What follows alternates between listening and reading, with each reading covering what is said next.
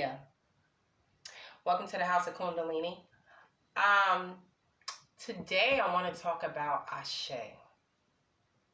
But the Ashe that I do want to talk about is the power of the word. Do you guys think that there's power in a word? I was having a conversation with an elder like a week ago, and he said to me, which I already knew already, but he said, Aliyah, be careful what you say, because you have the ability to speak things into existence, right? Good or bad. You put it out into the universe, it's very highly likely to manifest. And when we think about Ashe, right? For me, of course, it represents energy, life force. Everything carries Ashe. Water, fire, crystals, people, plants. And that's so beautiful, because when we talk about this water, right, that carries Ashe, and we consume that water, we're consuming that energy. When we talk about the fire that carries that Ashe and we cook our food, we're taking in that energy. When we talk about those crystals that carry those that energy, and we're holding them, or we keeping that in our house, and they're emitting their frequency, that's their Ashe. But when we talk about words, how words can transform manifestation, that's pretty heavy. And it makes a lot of sense on how we breathe, how our breath can result to things manifesting. And when we speak, and even when we pray, affirm, or praise, venerate, or whatever, we are releasing or expressing that form of Ashe. And a lot of times when we talk about spiritual work, and people who don't understand or quick to judge and stuff like that, they don't know every single day that they're speaking their word power. Every single day. Every day we do it unconsciously. Even when we speak our word power onto other people. Even when we speak our word power even on ourselves, on how we think of ourselves, how we feel for ourselves, what we want or don't want for ourselves, and even our children.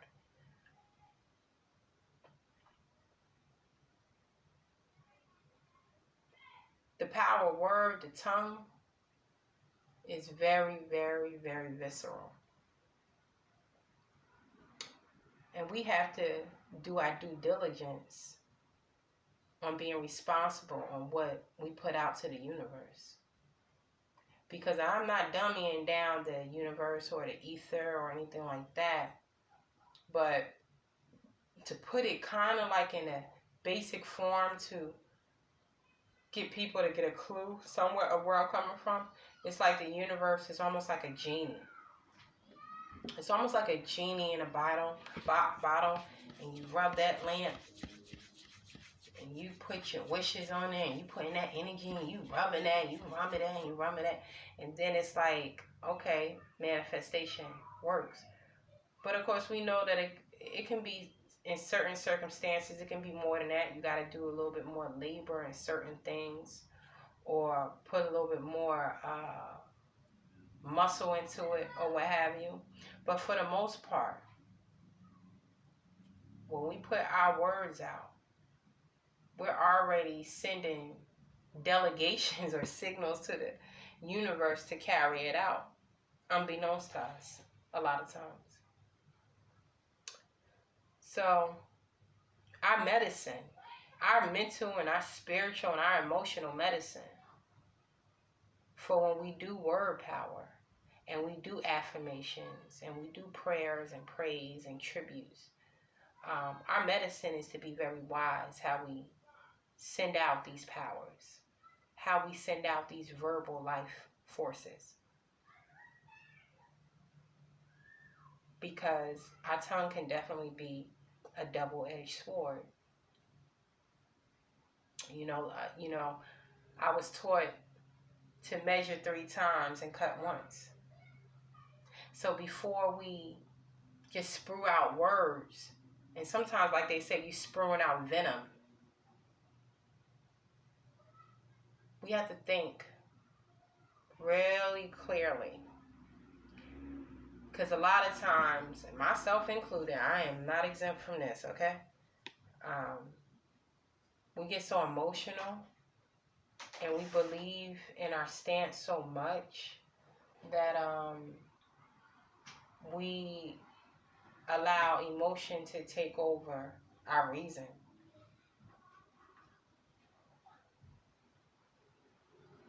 And then we're like, oh my God, I'm in a hot mess. It's hard to get out of it. Too high to get over, too low to get under, stuck in the middle. You know that song. But it's real deep. I remember when this was years ago. I remember I went to a botanica, and this sister had owned this botanica, and I came in there, and I think I more so came inside that botanica for fascination rather than to buy anything. Because I was like, oh, they got all these type of candles and crystals and this and that. Oh, what's it? It was almost like a museum to me. So I came inside there, and she had like a floodgate of books, so many crystals, candles galore, herbs, stuff that I wasn't used to, or what have you. And so, and she also had like this offer, like, spiritual candles made on site, and it was for protection. One was for protection, love, money, prosperity. So you know which one I went with. I went with the money one. And the lady was just preparing a candle. She cleaned the candle. She put smoke around the candle, on the candle, or what have you. She carved the candle, put oils and some herbs, lightly herbed it and stuff like that. But out of her doing all these things to this candle, right? I was most fascinated with the fact that she started to breathe on the candle. And I was like, what? Why is she doing that? She prayed over the candle, and then she just started to breathe all over this candle. I'm like, what the heck did I just buy? And what the heck am I bringing in my house?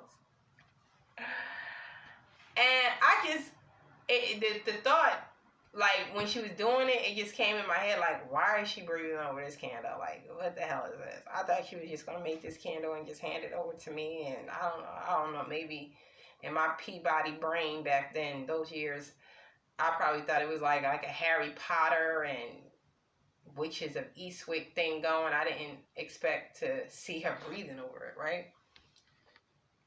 And I'll tell you this much. One thing's for certain, two things for sure. I'll tell you, in a few weeks, I came across some money. And as I started to get more into my spirituality, I started to study more on the power or word power, or the power of the word, and how our breath can really seal the deal of our spiritual work, right? And it was almost like the spirits were showing me or revealing something in me that I was going to have to earn to learn during my continued spiritual journey. And the more that I started to pick up and get some understanding, and more made sense to me, the less frightening it became to me that our breath of life is our breath of air is our breath of life, right? But it could also be the breath the last breath you can have, or it can be like death. But it definitely renders manifestation. And I just wanted to talk about that. For some reason, I was just thinking about how word power is so important. You know, when I do my venerations to my ancestors, it makes me value the essence of words,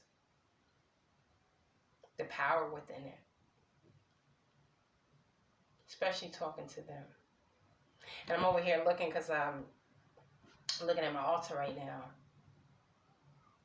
You know, we definitely got to be very careful, because words carries frequencies, okay? Don't think for one split second, because you're roaming around this earth with flesh and bone marrow, that you're the only entity that is roaming around here with energies. You're crazy to think that. So be very careful how you speak. Speak wisdom. Speak productive power.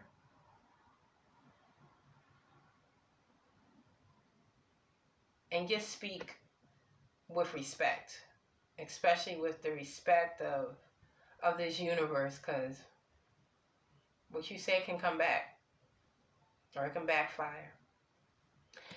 But that's all I really wanted to say. Make sure you like, share, comment, and subscribe, and hit that notification button. And if you are interested in receiving a tarot card reading, make sure you email me at the House of Kundalini Botanica at gmail.com, or just read the description box, or text me, which is in the description box. Okay? Peace.